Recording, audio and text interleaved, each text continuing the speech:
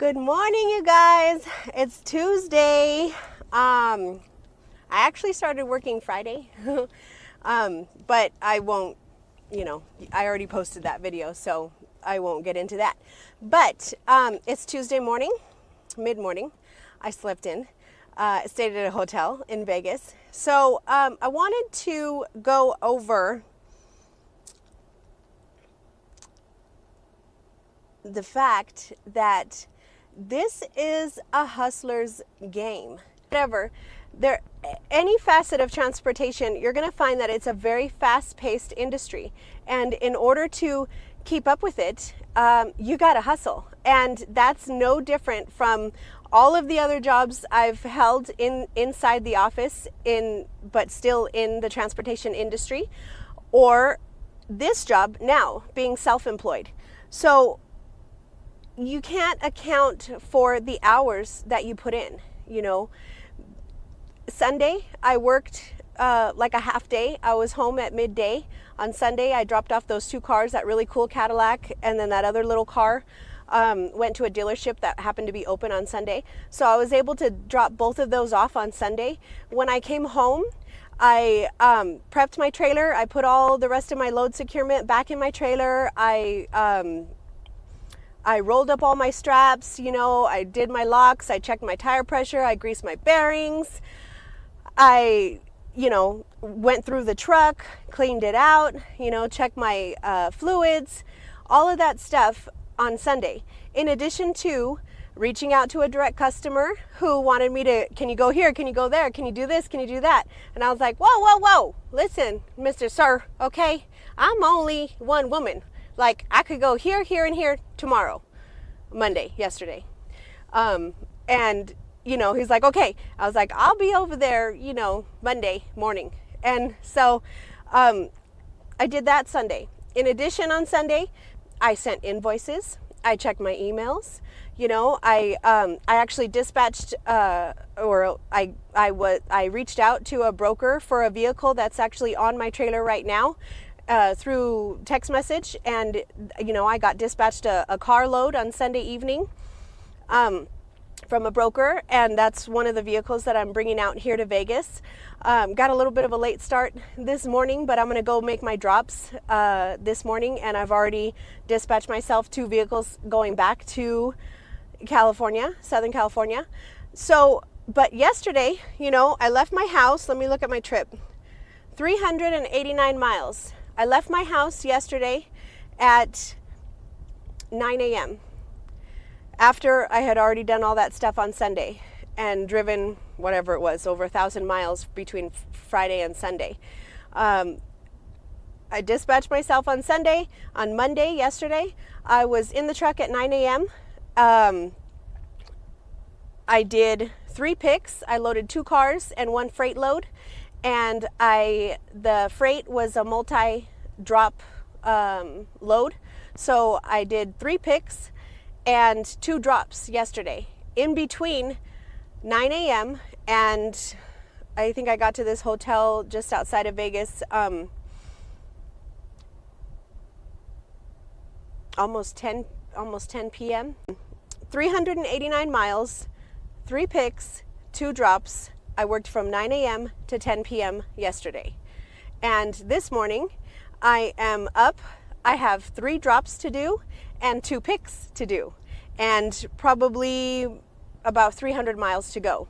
So, that being said, I don't account for my hours that I put in. You can't. You're self-employed.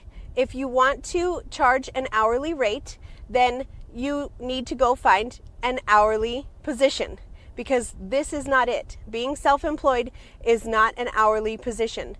I was off half the day of Sunday, but actually I wasn't, because I was working on this coming week, yesterday and today, and I'm already dispatched for tomorrow, So it's very fast paced. And if you can't hustle, if you can't multitask, if you're not a person who's an early riser or willing to put in the hours that it takes, sometimes it's, things run more smoothly, and some days they just fall apart, and that is part of the deal. That's just what happens. I can't sit in this chair or run this business at 30%, giving 30% of Natalie to this business and expect to get 100% of the reward back. Previously, in my other jobs that I held, if I gave 30%, they still pay me 100%.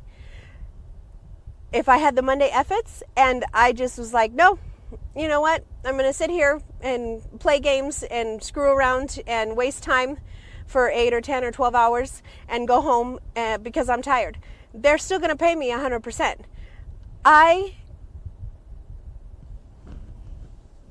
If I do that here, then I get 30%. If I give 30%, I get 30%. So what you put into being self-employed, and this just doesn't, this isn't just for hotshot trucking. This is for anybody. If you're a plumber and you're self-employed, if you're an electrician, if you're a handyman, if you're a concrete layer, whatever it is, if you're self-employed, what you put into this is what you get out of it.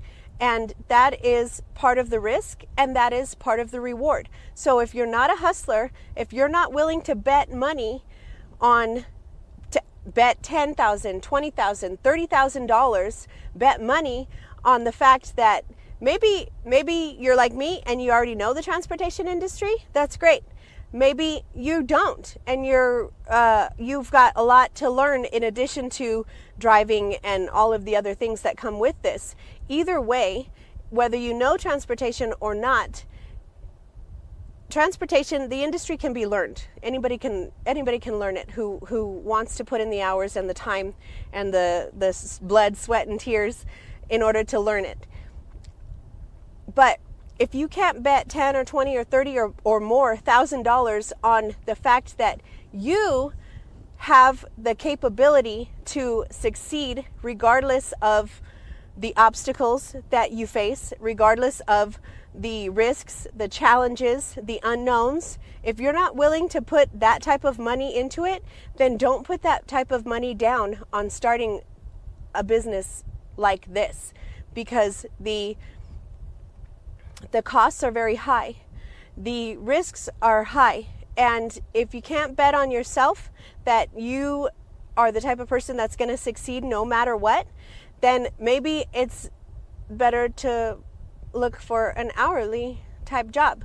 You've got to hustle. This is a fast-paced industry.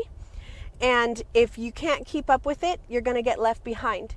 If you get left behind, you're not going to be making as much money or operating at a profit. If you're not operating at a profit, you're probably not going to stay in the business very long, right?